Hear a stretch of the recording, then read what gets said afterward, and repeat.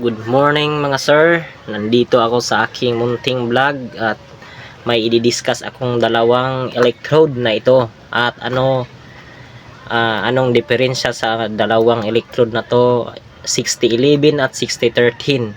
So ayun, i-discuss ko ngayon yung anong bang diferensya ng dalawang electrode na to, ano bang mas matibay, ano bang mas maganda.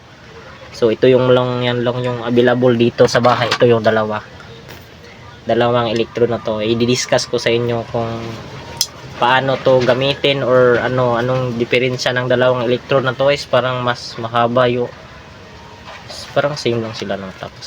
So yun. Okay, i-discuss ko ngayon guys. So yun. At sa yun guys, may nakikita tayong dalawang electrode dito at aking i-discuss kung paano to gamitin at sa ating mga niwe-welding.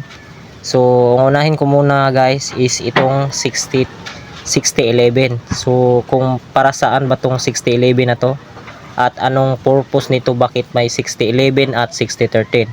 So, yung unahin ko ay 6011.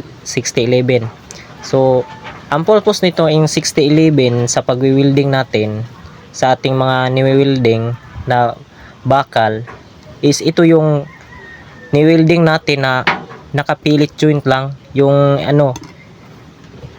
yung dinugtong mo lang nang wala lang bibel or hindi mo yung bakal, yung direct mong dinugtong lang. Kasi yung 6011 ito yung matibay at yung bakal nito pag magwi-welding ka is tagos talaga sa ilalim compare dito sa 6013. So, ano bang gamit nito sa ating pag-welding? Yung mga manufacturer nito gumawa nitong 6011 para sa mga idudugtong na bakal para matitibay din. Kasi may ibang welders naman dito sa Pilipinas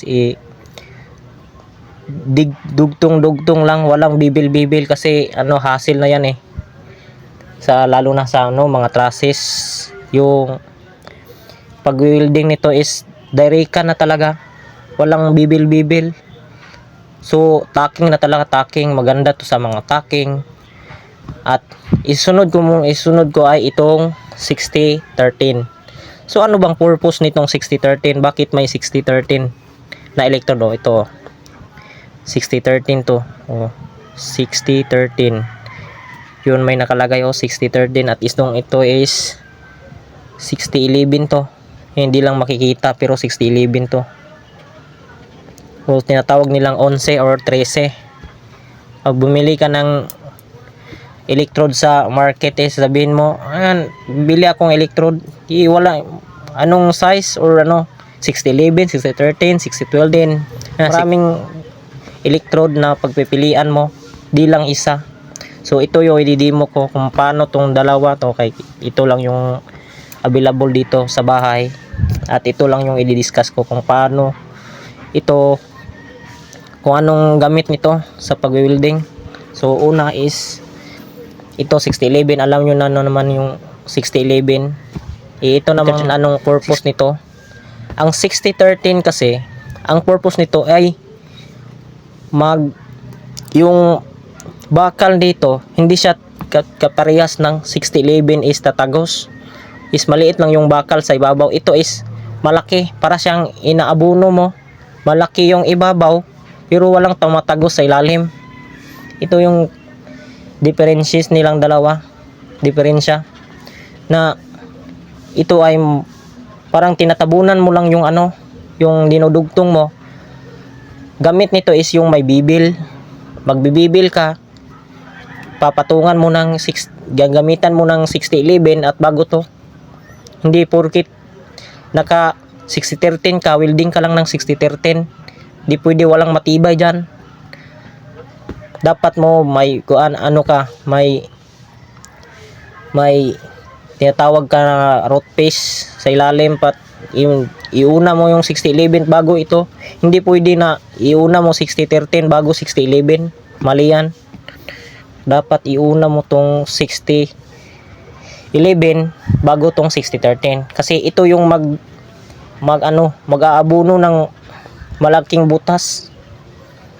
Ito namang 6011 is ito yung tumatagos sa ilalim. Ginagamit ito sa magtataking, ganun.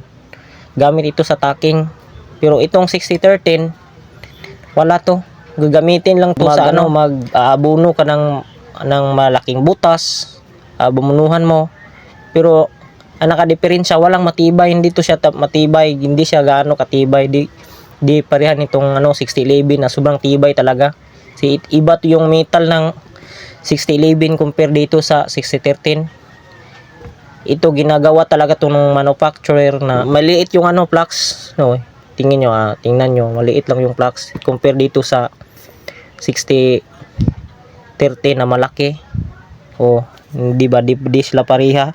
Maitim yung itong isa is maputi. May diferensya talaga silang dalawa.